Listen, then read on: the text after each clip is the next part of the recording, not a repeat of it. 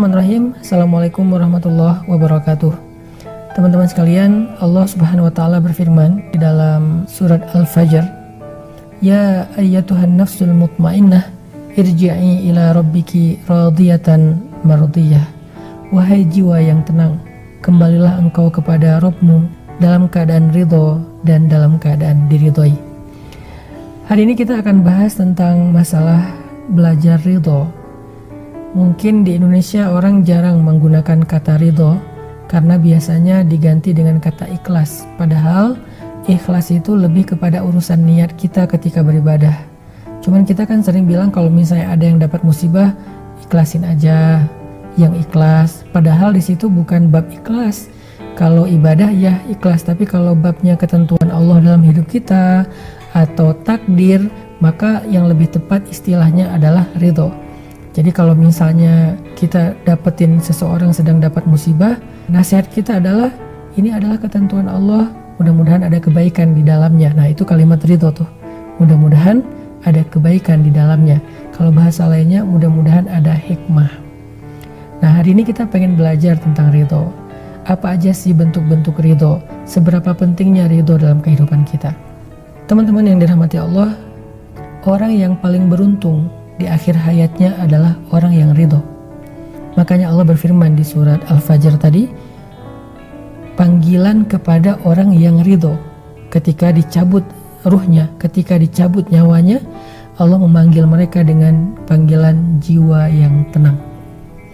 Padahal kita tahu sakaratul maut itu adalah keadaan yang paling sulit, sampai Allah menggambarkannya di surat Al-Qiyamah, kalla idza balagatit taraqi wa qila man raq wa dhanna annahu al-firaq wal taffatis saqu bis-saq. Itu gambaran tentang keadaan orang ketika sakaratul maut, ketika ruhnya tersedak sampai ke tenggorokan. Tiba-tiba ditanya siapa yang bisa menyembuhkan kamu hari ini. Dia langsung menyadari udah gak ada lagi yang bisa menyembuhkan dia, dan dia mulai ngerti wa dhanna annahu al-firaq, itulah waktu perpisahan. Dia hanya bisa menatap wajah keluarganya yang dia sayangi, dia cintai untuk terakhir kalinya, dan setelah itu dia akan meninggalkan mereka semuanya. Wal taffatis saqu bis-saq, tiba-tiba betisnya jadi bertaut menahan rasa sakit yang luar biasa. Dalam kondisi seperti itu, ternyata ada orang yang sangat beruntung. Siapa mereka? Orang yang Allah panggil dengan kalimat ya ayyatuhan nafsul mutmainnah. Mau meninggal, nyawanya sudah berada di tenggorokan, taubat udah gak diterima, dia harus berpisah dengan semua yang dia cintai di dunia, harta, keluarga, dan seterusnya. Tapi dia termasuk orang yang bisa tenang menyambut kematian. Mutmainnah, hatinya tenang, wajahnya berseri-seri. Siapa mereka? Mereka adalah orang yang radiyatan, orang yang ridho, orang yang selalu menerima ketentuan Allah selama hidupnya. Itu pentingnya sifat ridho. Terus lawannya ridho itu apa? Lawannya ridho itu adalah kufur. Dia protes gitu dengan ketentuan Allah. Ya Allah, kenapa saya yang diginiin? Ya Allah, apa maumu? Ya Allah, engkau tidak adil. Itu kalimat-kalimat orang yang kufur dan tidak ridho dengan ketentuan Allah Subhanahu wa ta'ala. Memang ada yang kufur nikmat, tapi kalau ini bukan kufur nikmat, kufur takdir, kufur terhadap ketentuan Allah. Sehingga kalau dia menghabiskan usianya dengan protes, mempertanyakan ketentuan Allah, keputusan Allah, kehendak Allah, kenapa saya kayak gini, kenapa pasangan saya kayak gitu, kenapa hidup saya kayak gini, maka ketika akhir hayatnya dia menjadi orang yang paling gelisah dan menjadi orang yang paling tersiksa saat sakaratul maut. Tidak tumakninah, tidak ya ayyatuhan nafsul mutmainnah. Jadi salah satu di antara keistimewaan ridho itu adalah melahirkan tumakninatul qalb, rasa tenang di hati kita. Kalau kita ridho dengan semua ketentuan Allah, hati kita itu akan merasa tenang dan bahagia. Gak ada hal yang mengusik perasaan kita atau yang membuat kita merasa gak nyaman. Kenapa? Tumakninah, tenang, kita terima dengan semua ketentuan Allah. Lalu gimana caranya biar kita bisa tumakninah, biar kita bisa tenang, bisa bahagia dengan ridho ini? Karena gak semua yang terjadi itu kita bisa terima, gak semua terjadi itu kita ngerti. Gimana biar kita bisa ridho? Caranya adalah berbaik sangka kepada Allah Subhanahu wa ta'ala. Gimana cara berbaik sangka kepada Allah? Katakan untuk diri kita sendiri, la'allahu khair. Mudah-mudahan di dalam ketentuan ini ada kebaikan. Mudah-mudahan ada kebaikan. Mudah-mudahan ada kebaikan. Kata kebaikan inilah yang kita ucapkan berkali-kali agar kita selalu yakin Allah itu gak pernah pengen menzalimi hambanya. Allah tuh gak pernah pengen ngeprank hambanya. Allah tuh gak pernah pengen cuman harkosin hambanya, ngasih harapan kosong. Enggak. Allah itu la yukhliful mi'ad, gak pernah ingkar janji, gak pernah harkos, gak pernah PHP. Allah itu gak pernah bidzallamin lil abid.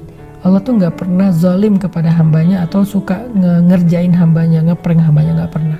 Jadi kalau ada satu ketentuan Allah yang menurut kita kayak sesuatu yang gak kita inginkan tapi terjadi dalam hidup kita dan kita pengen ridho, katakan saja la'allahu khair, mudah-mudahan ada kebaikan di sini.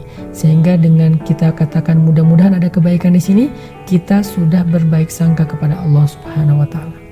Dan Allah persis seperti apa yang kita persangkakan. Ana inda dhanni abdi bi, kata Allah dalam hadis qudsi, aku tergantung prasangka hambaku kepadaku. Kalau engkau berprasangka baik kepadaku, maka engkau mendapatkan apa yang engkau persangkakan. Itu cara ridho. Katakan la'allahu khair, mudah-mudahan ada kebaikan di sini. Baik terhadap satu ketentuan Allah, masalah takdir hidup, ataupun ridho terhadap satu perintah Allah. Kenapa Allah suruh kita beribadah puasa? Bilang aja la'allahu khair, mudah-mudahan ada kebaikan di dalam puasa, sehingga kita berpuasa dengan hati yang lapang. Kenapa saya punya orang tua kayak gini? Bilang aja la'allahu khair, mudah-mudahan ada kebaikan. Kenapa saya punya orang tua, mertua kayak gini? Sehingga kita bisa bahagia dengan keluarga kita. Kok saya dikasih pasangan kayak gini ya? Bilang aja la'allahu khair, mudah-mudahan pada pasangan saya itu ada kebaikan yang tidak ada di tempat yang lain. Sehingga apapun yang kita alamin, perintah apapun yang kita dengar dari Allah, kita menerimanya dengan sami'na wa ata'na. Saya mendengar, saya taat ya Allah. Kenapa? Saya tahu engkau tidak memerintahkan sesuatu kecuali ada kebaikan di dalamnya. Kata Allah, tinggalkan riba, la'allahu khair, mudah-mudahan ada kebaikan dengan meninggalkan riba. Kata Allah, tutuplah aurat, la'allahu khair, mudah-mudahan ada kebaikan dengan menutup aurat. Kata Allah, makan sahur, la'allahu khair, mudah-mudahan ada keberkahan di dalam sahur. Kata Allah, buka puasa, walaupun kita belum lapar, buka puasa aja, makan, mudah-mudahan ada kebaikan di dalam berbuka. Kata Allah, tarawih, ya udah saya tarawih, mudah-mudahan ada kebaikan dalam sholat malam. Kata Allah, maafkan saudaramu, ya kita maafin, mudah-mudahan ada kebaikan dalam memaafkan. Dan semua perintah dan larangan Allah kita terima dengan ridho, karena kita percaya la'allahu khair, ada kebaikan dalam ketentuan Allah. Itu cara ridho. Mudah-mudahan Ramadan ini kita benar-benar bisa belajar ridho, nerimo kalau kata orang Jawa. Apapun ketentuan Allah dalam hidup kita, apapun perintah dan larangan Allah dalam syariat kita, kita terima aja. Kenapa kita terima? Satu, supaya hati kita tenang, gak banyak protes. Dua, karena kita percaya Allah gak nyuruh sesuatu kecuali di dalamnya ada kebaikan. Allah gak ngelarang sesuatu kecuali di dalamnya ada keburukan. Allah gak memberikan satu takdir kecuali melalui takdir itu ada kebaikan yang besar bagi kita. Fa inna ma'al usri yusra, inna ma'al usri yusra. Bersama dengan keburukan ada kebaikan, bersama dengan kesusahan ada kemudahan. Barakallah.